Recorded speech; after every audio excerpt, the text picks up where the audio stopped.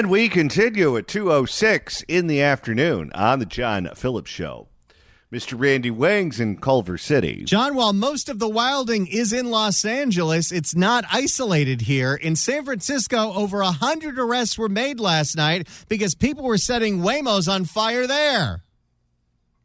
Okay, listen, people. If you keep lighting the Waymos on fire, you're all going to end up getting DUIs. What does the Waymo have to do with any of this? Well, I guess at least with a Waymo, they're not torturing some driver too, which is typically what they do.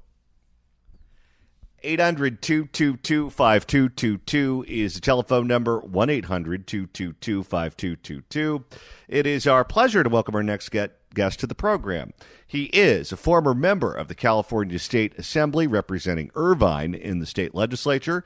He's now the Chief National Initiatives Officer at the Texas Public Policy Foundation. You can get him online at texaspolicy.com and follow him on X at Chuck Devore. Assemblyman Chuck Devore, welcome. Hey, great to be with you again. I wish it was under different circumstances.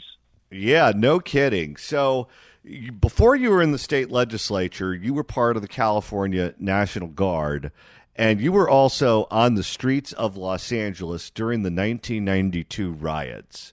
So you have a perspective with these things that few others have.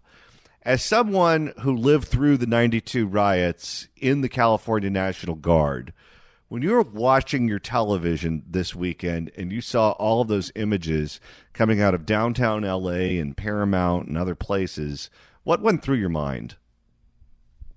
Well, two things went through my mind. Number one, there were some lessons learned that weren't carried forward, which is that you've got to get on top of these things immediately.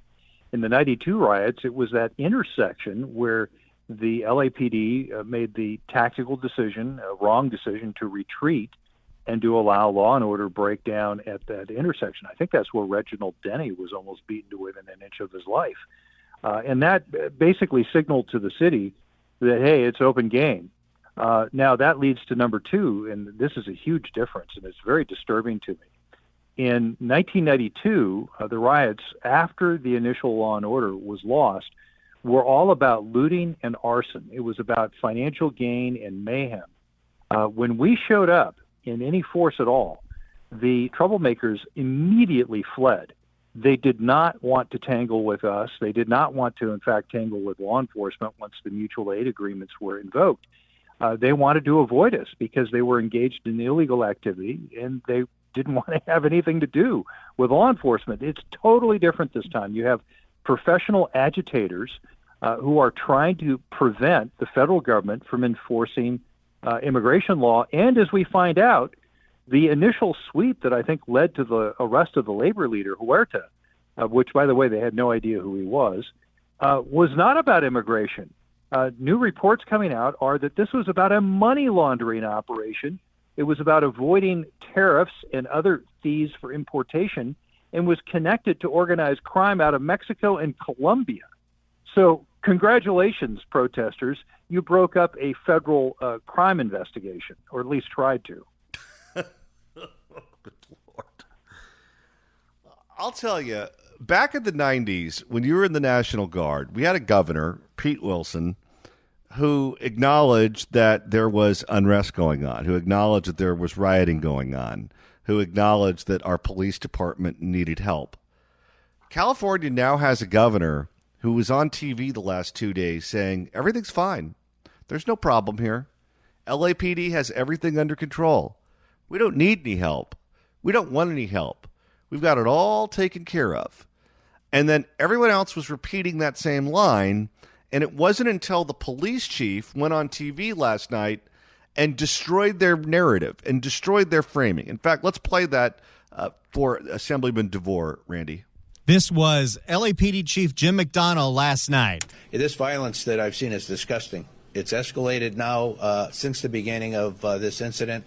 What we saw the first night was bad. What we've seen subsequent to that is getting increasingly worse and more violent. Tonight we had individuals out there shooting commercial-grade fireworks at our officers. That can kill you. And we have adapted our tactics to be able to have a chance to be able to take these people into custody and to be able to hold them accountable. We are overwhelmed as far as the number of people out there engaged in this type of activity and the type of things that they're doing. They'll take backpacks, and the backpack will have a cinder block in it. They have a hammer, and they'll break up the cinder block and use that, pass it around to throw at officers, to throw at cars, and throw at other people. We've seen people with hammers, and you've broadcasted, breaking the bollards behind the federal building and taking the rocks, if you will, or pieces of concrete. Mostly a peaceful protest. Pretty much. Assemblyman, what do you do if you're the National Guard and this is how your police chief describes it, and your governor says none of that is true? None of that is going on. It's all peaceful, and anyone who says otherwise is not telling you the truth. Well, this is why President Trump tagged part of the California Army National Guard the first time, I think, since 1965. That the president has called up elements of the National Guard without a governor's permission. Very instructively, that was with LBJ, and it was regarding a state, Alabama, that refused to follow through on integration. Similar disobeying of federal law here, resulting in something very similar. But it's important to understand that so far, the National Guard has been called up under Title 10, Section 12406, which does not allow them to do law enforcement duties.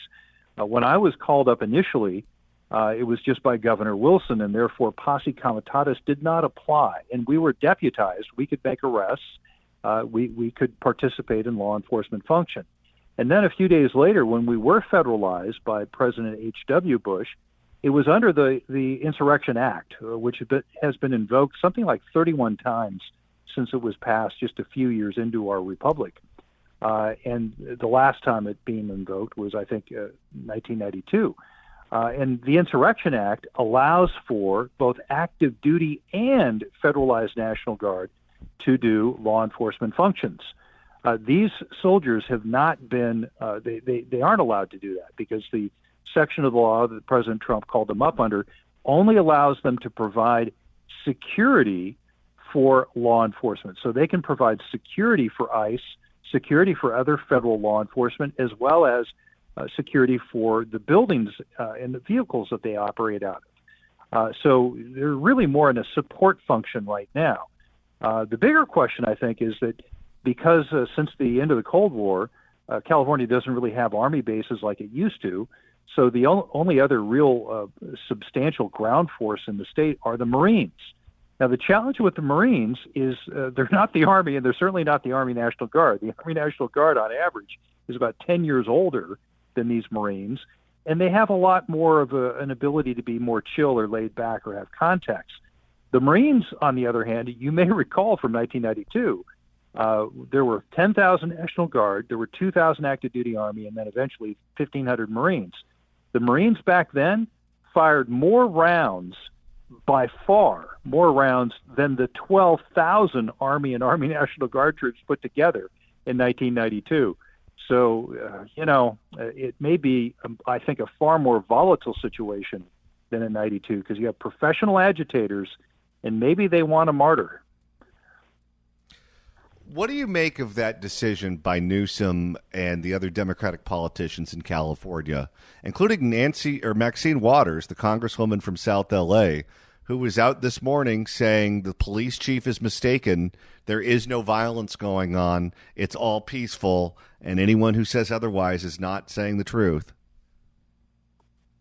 Yeah, well, I don't think these aren't the droids you're looking for are going to work in California. I just don't see that, with modern social media and with the proliferation of news sources where people can make up their own minds.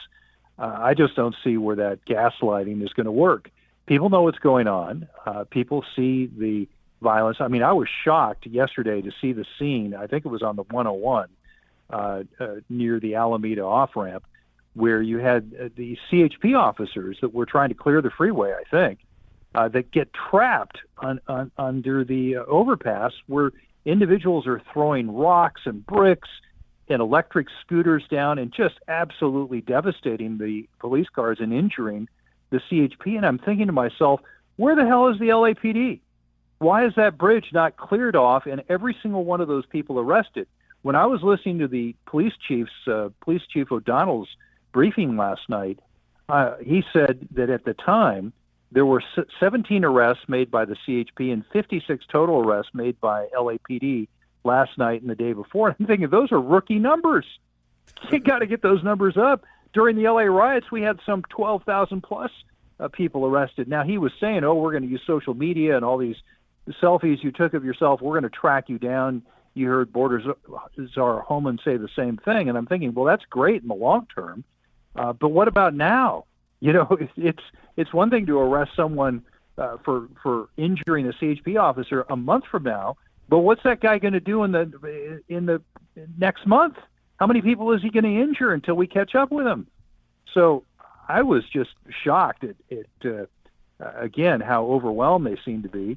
Where's the mutual aid agreement? Why aren't we seeing cops from all over the Southland there? When I was in Los Angeles 33 years ago, I saw cruisers from Santa Ana. I saw these guys from Laguna Beach in their short shorts with the turquoise color on the cop. They didn't even look like a real cop car. They looked terrified. The guys from Santa Ana at least looked like they were ready to roll, right? But, I felt like I had to protect the guys from Laguna Beach. But, anyway, but the point is you had cops from all over the Southland that they had deployed in. And I don't think that's happened yet. Are we now at a point in the United States where for the left, including for elected officials, union officials, everyone who's part of that establishment, political violence is okay as long as you're really mad, particularly if it involves racial grievance? Well, it certainly seems that way now. They've normalized political violence, certainly since the long summer of the George Floyd riots. And by the way, just to make sure that Los Angelinos still maintain their regional pride, right? If you look at the LA riots in 1992 that I was patrolled the streets as a captain, you look at all the arrests, all the murders, all the injuries, all the property damage, inflation adjusted, right? The whole package, that equaled all of the summer of 2020's damage, arrests, deaths, and injuries. Yeah, so, that's something to be proud of, right? I mean, people think, oh, my God, the 2020 riots. All right, well, that's not a riot, right? It's like the 1992. I mean, come on, guys. We talked about rookie numbers before. But, no, I mean, the point is that L.A. has traditionally been under-policed. That's the case throughout most of the major cities west of the Mississippi. Westerners tend to be more libertarian-ish. They don't like the heavy hand of cops. They're more like live and let live. It's not like New York, where New York has like an entire army of cops that patrol the city. And so that means that when things get out of hand in Western cities, Seattle, San Francisco, Los Angeles, San Diego, if things get out of hand, civilization can evaporate very quickly because there's just not a lot of cops around. Do you get the impression, as I do, that Gavin Newsom is enjoying this because he gets to present himself to the nation as the chief foil to Donald Trump? Well, I think he's enjoying it similar to an idiot arson enjoying the fire that's about to kill a few people and for which he will be arrested and will go to prison for the rest of his life. So he may be enjoying it, but I think he has just set a torch to any continuation of his political career outside of California. I can't imagine under just about any circumstance where this is a good look for him, for people in those swing states, or even people who are voting in Democratic primaries. You think about those states that vote first. I know the Democrats haven't established their calendar yet, but let's just take the normal calendar, where you live in Iowa or New Hampshire or Nevada or South Carolina. Nobody in those states wants any part of something somewhat similar to what's going on in California right now. None of them. No, I mean, Pete Buttigieg with his new beard will absolutely shred Newsom because the visuals of a guy waving a Mexican flag on top of a burning car, or the dude with the motorcycle, who supposedly is a Venezuelan, I've heard, and lives in a real nice house. That imagery is so visceral that I think that it would be hard, even in a Democratic primary in a normal state, to capitalize on that and to somehow make the case that you should be president. I just think that Gavin Newsom is done, and I think that he should have gotten out of his bubble a little more and realized that this just isn't going to sell. You look at the poll numbers for Donald Trump, and the issue that he polls best on consistently is immigration. I was watching a clip on CNN earlier today that showed that his immigration numbers are doing even better as all of this is going on. And it was met with almost surprise from people who were on television with the guy who was explaining the numbers. Why are so many people on the left under the impression that this is a good look for them? Well, again, they don't get out much. And what's important about that poll is that was all taken before this most recent unrest in Los Angeles with the flags of foreign countries. Hamas, you had the Palestinian flag, you had Mexico. It's like the damn United Nations on the streets on fire. And so that, again, the numbers would be even higher if that poll was taken again. And I just don't think that they're so captive to their far left. Remember, the Democratic Party was on this trajectory after the massive gains they made after Watergate and the end of the Vietnam War. And you had the 49-state, I think it was a 49-state wipeout in 1972 of George McGovern. And it was only after the Reagan era that you saw something created called the Democratic Leadership Council, the DLC. And that was the moderate, well-moneyed Democrat group that gave us Bill Clinton. Now, of course, Bill Clinton probably only got elected because, H. Ross Perot Jr. ran twice, given his feud that he had at the time.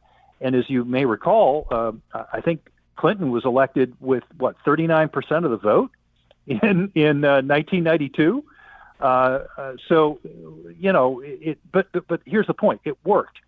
I don't see another Democratic Leadership Council on the horizon. It seems to me all the money and all the energy is with the progressive left. It just seems to me they're going to have to lose a couple more elections at the national level before they figure out this isn't working. Assemblyman Chuck Devore, Chief National Initiatives Officer at the Texas Public Policy Foundation. You can get him online at texaspolicy.com. Follow him on X at Chuck Devore. Assemblyman Chuck Devore, thanks so much for stopping by. Thank you. 800-222-5222 is the telephone number. 1-800-222-5222. If you'd like to email the show, you can do so at johnnydon'tlikeshow@gmail.com. That's johnnydon'tlikeshow@gmail.com. And Randy, with the end of the show quickly approaching, if you want to go back and listen to us from earlier in the episode or maybe from last week, that's easy to do. All you got to do is search for The John Phillips Show wherever you get your podcasts, whether it's the Apple Podcast app, iHeart, Spotify, do what George Gascon does to himself in the middle of the night. Do a Google on YouTube. Or get one of our apps, the KABC app, the KSFO app. You get all the podcasts and you can listen live on the stream. 800-222-5222 is the telephone number, 1-800-222-5222. It is our pleasure to welcome our next guest to the program. He is a retired FBI special agent and former member of the FBI's Joint Terror Task Force. You can get him online at bobbychacon.com and follow him on X at Bobby Chacon FBI. Bobby Chacon, welcome. Hey, John. Great to be with you again. Well, thanks so much for stopping by. So the scene that we've seen play out on television over the last few days is an unfortunate one. It's something, obviously, that's happened before, something you don't want to see on television when you turn it on over the weekend or really any time. But one of the things that's gone on here in Southern California in recent years, particularly when George Gascon was the district attorney, was that it was open season on law enforcement. You could not follow an officer's instruction, nobody cared. Assault an officer, nobody cared. Assault police department property, nobody cared. not disperse when you were told to disperse? Nobody cared. And we had a DA who, if you were arrested for doing something like that, really didn't have any desire to prosecute you for anything. We now have a U.S. attorney in Los Angeles, Bill Asaley, who is the exact opposite of George Gascon, who says if you assault a federal law enforcement officer, if you destroy federal property, we're coming at you with everything we have. Do you think that the world's about to change for a lot of these people who've been able to get away with destroying police property, attacking police officers with just a slap on the wrist, and now they're going after the feds the same way they went after the local guys, and they're about ready to get a whole new experience? Well, John, I sure hope that's the case. We also had hope for the new DA that replaced Gascon, but he's made some statements in the last few days that were somewhat disappointing. But I think that the only way that this is going to change and that what you're looking for is at the federal level. And I think it can change on the federal level easily. In the state, it's much more difficult because, the DA is responsive to the electorate, and here the electorate is absolutely insane because we keep putting the same people in office that's running the state into the ground. So I think that if the feds take over and they start charging these people with federal crimes, and there is a federal statute that prohibits rioting, I think it's 18 USC 2101 or something. You have U.S. attorneys who are, working for the Justice Department, and they have the resolve to go after these people and jail them and get them felony convictions. I think a lot of this could be curtailed. It'll also provide us, by arresting these people, a lot of intel on these protesters. So if we see them start being arrested here, and again in Chicago, and again in New York, and then we start being able to investigate who's funding them, how are they getting around, who's behind all of this. So there's multi-pronged benefits to this on the federal level. I think it discourages people from engaging in it, and I think it uncovers who's behind it. When you look at these protests and you see the materials that they have there, where they have bricks, where they have cinder blocks, where they have hammers, where they have all of these materials ready to go that are useful in a riot, and they have pre-made signs in some cases, signs that were not hand-painted, but signs that were made in a printing factory somewhere. Do you get the impression that these are professional agitators, or at least some of them are professional agitators, and this is not an impromptu protest? Some, yes. I think there are some. I think it is kind of three. I think there's three separate groups. I think there's kind of the people that are legitimately there protesting the issue, and these are mostly, documented and undocumented illegal people out there protesting because they really have a stake in it. And then you have the neighborhood people, or people that from the local area that just want to stir things up, that go out for every protest, that light cars on fire just because they can, that throw rocks at cops just because they can, and they're that type of people. They have an anti-law enforcement community, and so they're going to turn out and do this stuff and rile things up. And then you have the third group of people, which I think you hit on, is the professional rioters, and there you see them with the signs that somebody's paying to have printed up. You're seeing them with pallets of rocks. You're seeing them breaking off pieces of buildings with hammers that they throw at the police. So I think that there are those three groups of people, I think, make up this whole mob. And when there's a federal prosecution, you can lean on them 15 ways from Sunday to get information and figure out just exactly who are the key players in the social network. Absolutely. I mean, no one wants that federal felony on their record. I mean, that could hamper your future, obviously, your future chances of getting immigration status. It could also, if you're a citizen, it could also affect your future job prospects and things like that. So, yeah, there's a lot of things you can do, particularly if they assault a law enforcement officer, in the course of a political riot. I think that there are federal statutes that could really, really hurt these people. I mean, when I used to work gangs, and would work with the NYPD, and we picked up some kid who was facing some state charges, and then we told him, no, you're involved in a federal case now. I mean, you could see their eyes light up, and they were like, oh my God. It was a completely different thing because they knew the sentencing guidelines were tougher in the federal system. The feds don't, cow down. They don't lower the charges a lot of times in plea deals and things like that. So So yeah, I think the federal law can and should be used in these situations to kind of nip this in the bud, so to speak. How much harder is it for the feds to do their job when you know that the local authorities don't want you there? They don't want you participating. Hell, with Gavin Newsom, he's not even acknowledging there's a problem. Well, I mean, it's very difficult. I mean, I knew that from way back when I was working gangs in New York City, and the mayor of the city, basically made it a sanctuary city, and so I was working mainly Jamaican drug gangs who were all in the country illegally under different names and fake passports. And when they got arrested by the city, INS would, back then it was called the Immigration and Naturalization Service, would lodge a detainer at Rikers Island for these guys.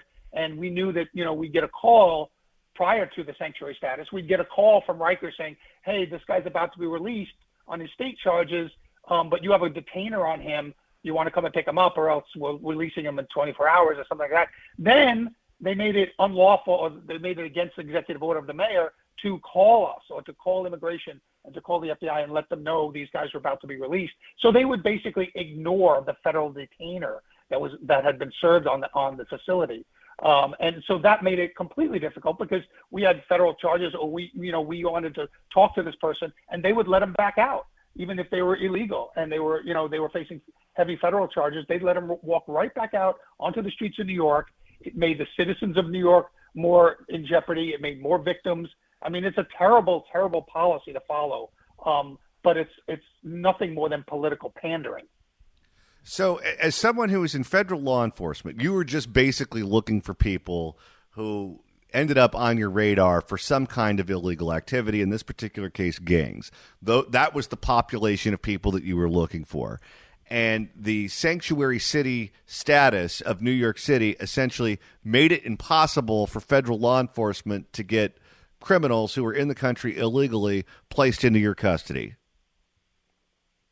I mean, well, we would have to take them into custody ourselves, but that's it's when you have them in custody already and they're facing possible federal charges of deportation. Why on earth would you possibly want to release this person back into your civilian population if your total interest is the safety of your citizens that voted for you? Why on earth would you want them to be released back onto the street when the feds are ready and willing to pick them up? In fact, the person has a detainer order on them and is going to be picked up by the Immigration and Naturalization Service or the FBI and then face federal charges or face deportation. Why on earth would any public official want that person released back into their population? They're already demonstrated that they're a danger to their population. That's why they're in Rikers Island or a local facility, and also why they are facing federal processing. So it really boggled the mind, the level of political pandering this was. And that's all this ever is. Sanctuary cities, sanctuary policies, it's all political pandering. It's not about the safety of the citizens. It's not at all about keeping their communities safe. It's about political pandering. What we've seen so far with this situation that's playing out right now in the streets of Los Angeles is that you have a number of agitators, not just in person, but on social media, who are posting the location, the GPS location of where ICE is, of where the federal police are, of where the local LAPD or sheriff's department, where they're setting up command centers so that the agitators know exactly where the cops are at all times so they can target them and they can ambush them. How aggressive are the feds or even the local authorities at finding these people who are on social media, in these chat rooms, wherever, posting this information? Because I would imagine that's a federal crime. Well, I have to do some research on that because I've actually just been looking at a little bit of that this morning. Look, we used to kind of gather in parking lots at 4 in the morning, before we hit a raid or something like that. If we're in public and someone drives by and they see us, I'm not so sure that it's a crime to publicize that information if we're in public. It goes back to that expectation of privacy type of thing. I'm not sure. I'd have to research that. I do I am somewhat believe in civil rights and people's liberties and privacy. But I think that I have to look at the situation. If they're gathering in public and you tell someone, I'd have to see. There may be a law against it. I just don't know what that might be. But I'm not as hellbent against that kind of activity. There's ways for us to assemble outside of public view if that's a concern for us.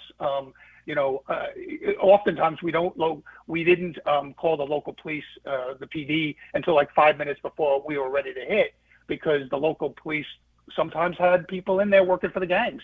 And so we would let them know, we'd let the watch commander know like 5 minutes before we were about to hit. So when he got a bunch of 911 calls, because we didn't wear uniforms, we wore our FBI jackets, but people are going to call 911 when they hear us kicking in the door. And so we would call the police and let them know, the local precinct, probably just 5 or 10 minutes before, because we didn't want it leaked that we were in the neighborhood. And so we would often gather outside of public view where people driving by couldn't see us, and then kind of alert the local gangsters. The fact that the local city government, starting with the mayor, Karen Bass, clearly doesn't have the stomach to put any of these violent riots or violent protests down, or at least arrest those who are breaking the law in any sort of real way with large numbers involved in the arrests. Are you worried that they're going to escalate this, and when you throw a brick at someone or you throw a block at someone, I mean, you could severely injure someone or kill someone. And I would imagine if you're doing that, the police at a certain point are going to return fire, and then you could end up with a escalated situation that kind of turns into something else. Yeah, I mean, and the question of escalation obviously has come up all weekend, and I don't agree with the Bass or with Newsom that ICE escalated this or the White House's actions escalated this. I was watching on Saturday the raid in Paramount, California, and I said this yesterday.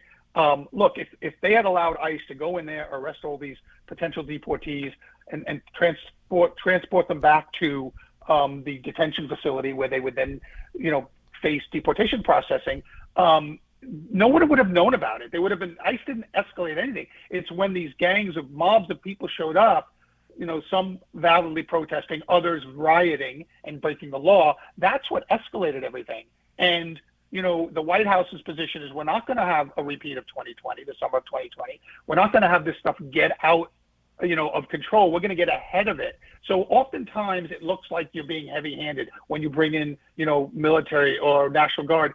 But what you're trying to do is get out ahead of it before it turns into a situation that now you have to try to get the genie back in the bottle. What you're trying to do is deploy enough forces so they become a deterrent. You don't want a fair fight. You never want a fair fight in these situations. You want overwhelming police presence, and that deters people from acting in a certain way.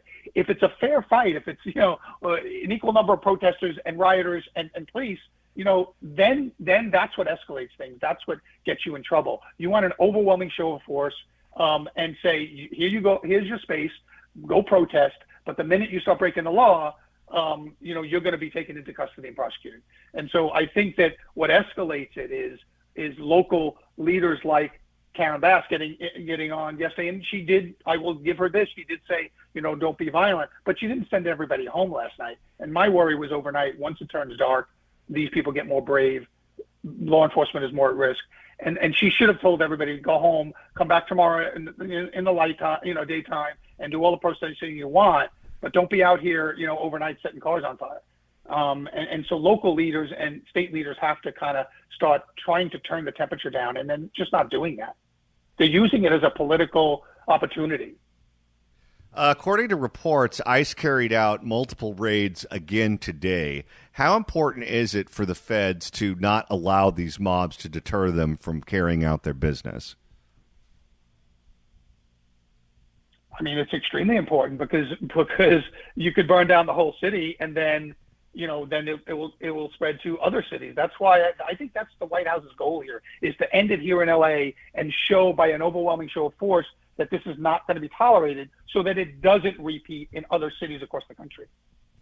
Bobby Chacon, retired FBI special agent, former member of the FBI Joint Terror Task Force. You can get him online at bobbychacon.com and follow him on X at Bobby Chacon, FBI. Bobby Chacon, thanks so much for stopping by on this very busy Monday. Anytime, John. Thanks for having me. It's the John Phillips Show.